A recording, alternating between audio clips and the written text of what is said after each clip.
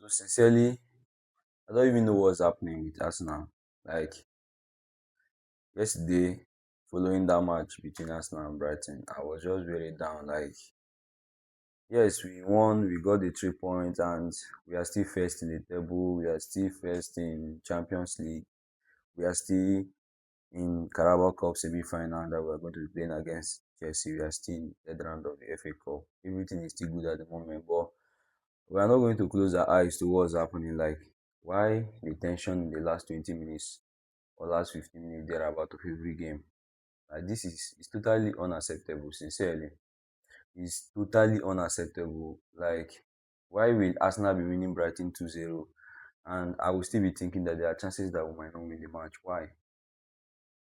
Early part of this season, all it takes is Arsenal to score you one goal. And I mean, for you to even get a shot on target was a challenge. But right now, that's not the case. Like, I mean, Brighton, like, yes, I know that that is Brighton for you. Irrespective of the scoreline, Brighton will still go, but Brighton will try to control the game. Will play like a team that still have hope. But why will Arsenal be beating Brighton 2-0? And then there are a lot of things to say about that game. That's why I want to start with the injury challenges that have reached Arsenal. Like, why are we having the medical team that is in charge of managing these players, this thing, what they call it, availability in terms of their fitness? What is happening? Like, we should make a change. If nothing is changing for the past 2 seasons, two things that can, yes, it's not good to bring up excuses. So allow, see, but I'm not going to put away the fact that injuries and poor officiating have been the two major things that have really dealt with Arsenal. Injuries and poor officiating have really dealt with Arsenal. Then why the injuries? Why the injuries? Why the injuries? Why are we doing one in, one out? And of recent now, it's looking like it's now one in, two out. Because we just got back Big Gabby yesterday, and Jurgen Timber and Calafiori is nowhere to be found. The same defensive issue. And the challenges with all of these things is that Arsenal foundation of play is from the defense. Arsenal foundation of play is from the defense. If there's any challenge in the defense, it goes down to affect the entire play because of the kind of and nature of football that Arsenal play. Arsenal plays safe. They play from the back. They try to control games. And so the defenders are so essential. If you have to do the most touch in every match for Arsenal, if you are not getting, the only person that might even try to challenge the defender in terms of having a lot of touches is just the midfielders.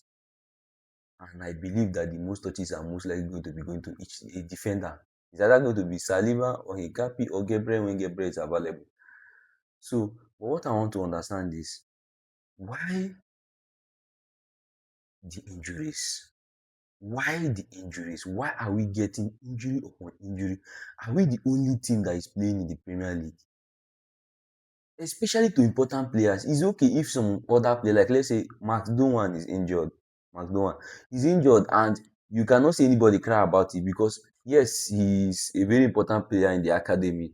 But for us, he's like a makeshift player, like a player that we use in some matches like EFA Cup, giving him small chances to come up. But why to important players? Why with Calafiori and Timber? These two guys. See the gap between Lewis Kelly and Calafiori is wide. Very wide. What Calafiori brings to Arsenal game in defense, holding ball, midfield, carrying ball forward, even in attack is so much wide as to be compared to with what Lewis Kelly will offer. So that is one decision Arteta have been making, like playing Calafiori ahead of Lewis Kelly, that I have never questioned. I've never even asked why. I've never thought about it. I know it is the right decision. This is totally unacceptable. Then Saka, what are you doing? Why is Saka all of a sudden becoming very greedy? Pass that ball. I don't even care whether Gyökeres, whether Odegaard, anybody. Just pass out the ball. Pass out the ball, guy. I don't like what Saka is doing. Saka is becoming greedy. This is not the Saka I know. Saka used to think of Arsenal first. Right now, Saka is thinking of himself, his own personal glory. And that is totally unacceptable. And then, Gyökeres, what are you doing, guy?